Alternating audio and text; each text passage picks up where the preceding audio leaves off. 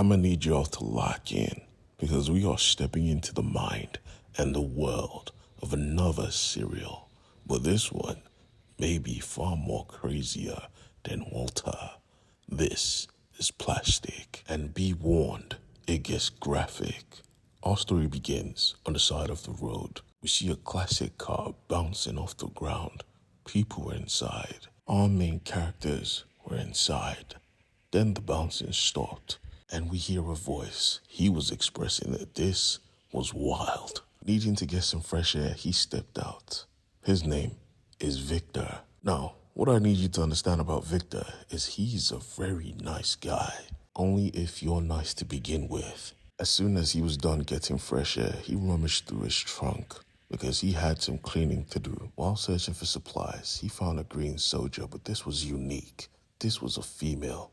So he just put it back, grabbed the brush, and went back to work because he made a mess and he was going to clean it up. Realizing he was running low on supplies, he went to a mini-mart to stock up. Asking the cashier if they had donuts, he responded with, "Yeah, we have donuts, but they're old." Victor didn't mind. He grabbed some donuts and proceeds to grab a drink because he had a checklist in his head. He was good with checklists. He was what you would call very observant. But more on that later. After picking everything he thought he would need, he proceeds to go and make payments. He used his card to pay, and that would take time.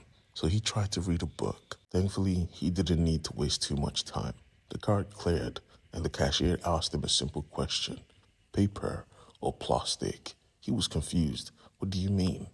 And he responded, "Yeah, I mean paper or plastic bag, sir."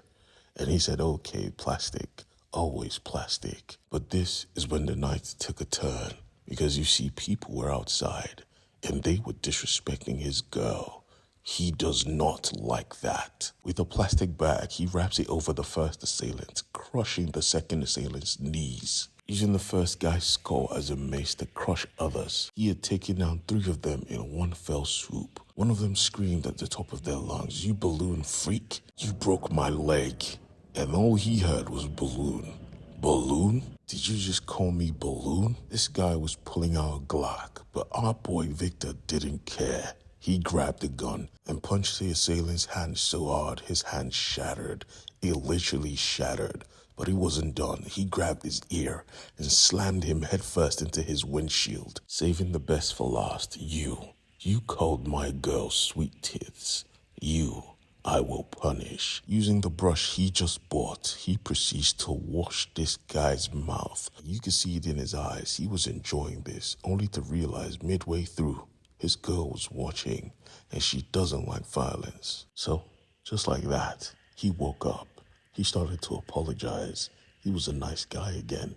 "I'm sorry, fellas. He just pushed me too hard." Before hopping in his whip, blood still on his shirt, he looked at his girl, Virginia, and apologized, and we see Virginia isn't really alive. She is a doll.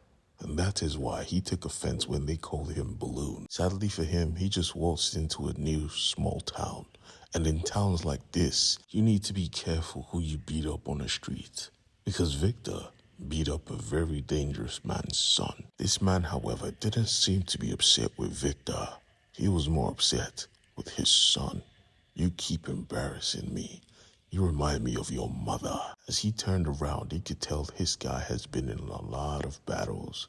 Picking up a gold club on his table, he demanded Victor be brought before him, preferably alive, commanding his subordinate to leave the room as he told his son to place his hand on the table because you need to be punished. Victor, on the other hand, was having a lovely day.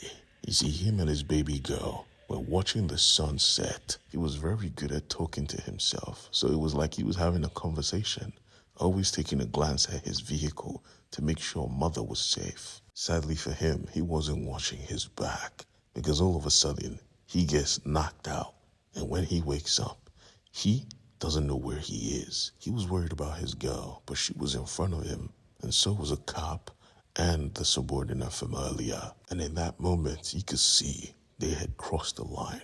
He started marking them. Eyes, you saw what you were not meant to see. Tongue, you tasted what you were not meant to taste. Remember when I told you guys he was very observant? They were threatening his life, but he didn't care. With every glance, he made a note.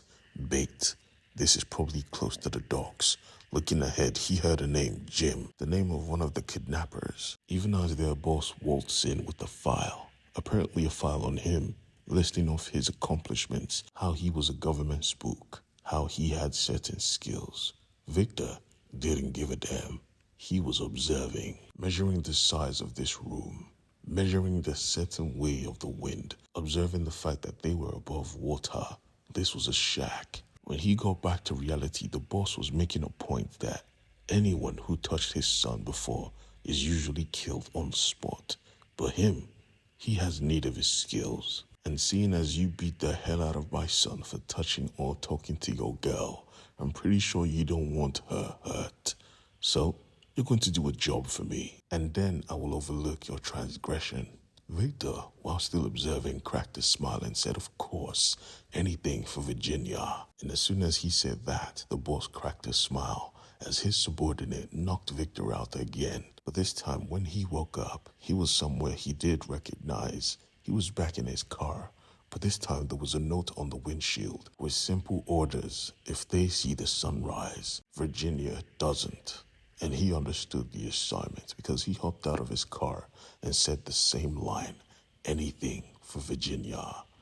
I know this is a slow start, but trust me, it gets wicked quickly. So hit the subscribe button and come back tomorrow because I drop a video every single day. Peace.